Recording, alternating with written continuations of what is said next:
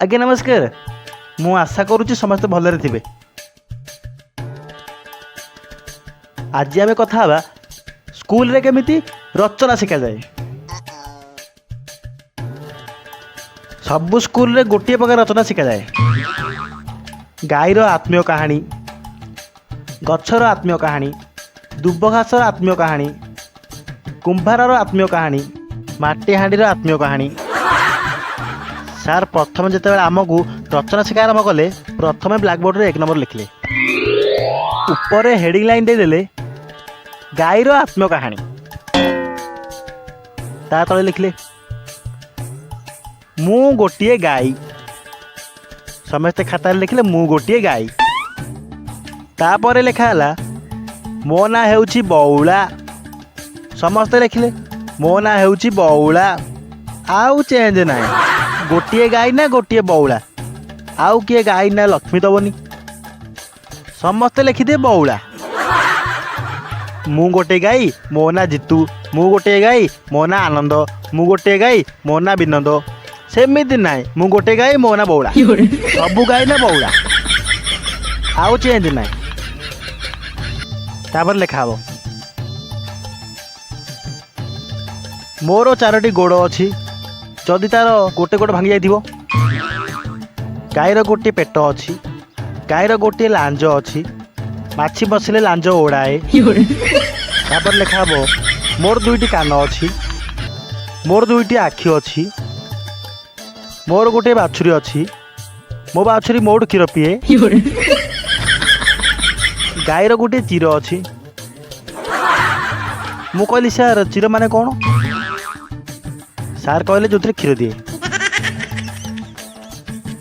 गाईर आत्मीय कहानी लेखा सरला। सार आमको कहले निज निज मनरू गोटे गोटे रचना लिखी आनिथिबो। मु कहली हाँ सार लिखी आनी। मु जाई घरे बसिली। मो मुंडरे आ किछि पशिलानी। कांथ बाड़ सब देखली कौन लेखी किछि बुझी पारलिनी। गोटे रचना कथा सारिदेली।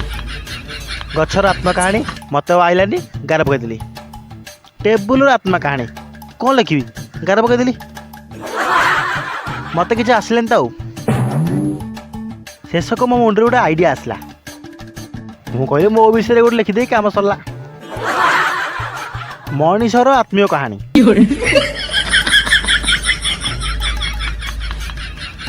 मु लिखिली मु गोटे मनीष। मोर 2टी गोड़ अच्छी। 2टी हाथ अच्छी।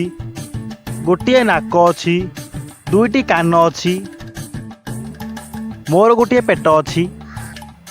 मोर गोटे छाती अच्छी। मनीष पैंट पिंधे। मनीष सार्ट पिंधे। मनीषर चुट्टी अच्छी। मनीषर कान 2टा अच्छी। सबू लेखा सैला। मोर मन पड़गला सार बुझी गाई विषय रे। गाई क्षीर दौची ताको चीर कहती। आज मनीष विषय लिखी कौन लिखी किसी बुझीपारे। आणिकी देखली। आणिकी सार को देखली। सार समस्त खाता देखिले मो खाता भी देखिले। मत कहले तू को विषय लिखिचु। मु कहली सार मु मनीष विषय लिखी। सार कहले गछ विषय लिखि पारथांतु। कुंभार विषय लिखि पारथांतु। तेली विषय लिखि पारथांतु। आकाश विषय लिखि पारथांतु। वर्षा विषय लिखि पारथांतु। मु कहली सार वर्षा बाहा गलानी। मु कहली काली सार आपण गाई विषय बुझेइथिले मु बुझीथिली। आज मनीष विषय लिखी गोटे जिन छाड़देली। सार कहले कौनटा छाड़लु सब तो लिखिचु छाड़लु कौन? मु कहीदेली सार गाई जो क्षीर दौची चीर कहती। आ जो मनीष